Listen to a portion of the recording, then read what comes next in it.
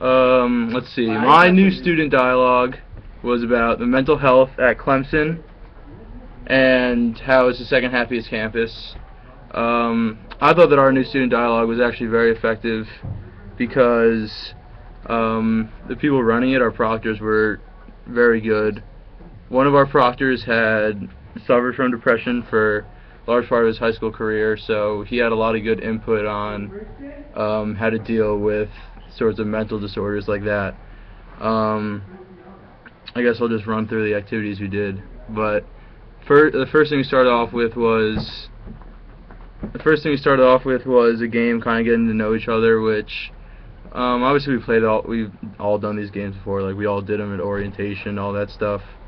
But it was good. It was kind of just like a way for everyone to get comfortable, settle in a little bit. Because if we had just started right off the bat, then it probably would have been a little weird. No one would have wanted to talk. But I thought we did a good job kind of easing into the conversation. And then next, we broke into smaller groups of 3, and we evaluated what kind of makes our identities and what kind of things we value, and kind of got other people's perspectives. This was very effective because I'm from the north, so I don't really have the same values and perspectives that people from down here do, just because I was raised a different way. Religion wasn't really as big a part of my life. So talking with these other people who had been raised down here was kind of eye-opening to how they saw things and how they valued things, which is a lot different than how things are kind of assessed and evaluated up north. So I thought that was good. The 2 people who were in my group were really fine. They seemed comfortable. We talked a good amount. We weren't awkward. We all got to know each other pretty well, kind of how we stood on each issue. So that was good. That also kind of broke the ice, so that when we started talking about a little bit of the heavier topics, we could discuss without feeling uncomfortable or anything.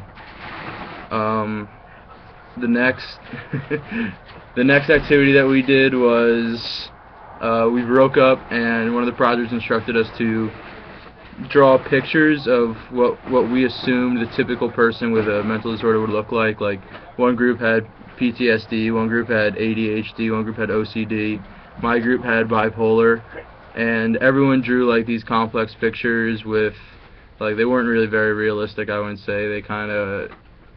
They over-dramatized everything. They made people seem extra emotional, extra, I don't even know.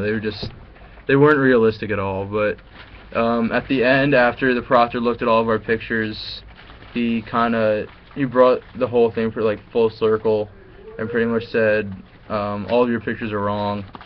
When I told you to draw someone who has depression, you should have just drawn a normal person, because his point was basically like you can't tell the difference between someone who has these disorders and someone who doesn't. It could be someone who sits next to me in one of my classes who I would never know. You can't tell the difference, so you always have to be aware of what other people are going through and what kind of stuff people are dealing with at all times. So I thought that was a very effective. Activity, because it kind of opened my eyes a little bit more to people with disorders aren't different. They're not any less normal than anyone else is. You can't, on the surface, you can't even tell who has disorders and who doesn't. So all of these people should be treated the exact same way. And we wrapped it up with watching a video about people who had disorders and how their stories and how they were urging us to get help if we did have disorders. Because the analogy they had was like, if you fall and you break your arm, you go to the hospital right away.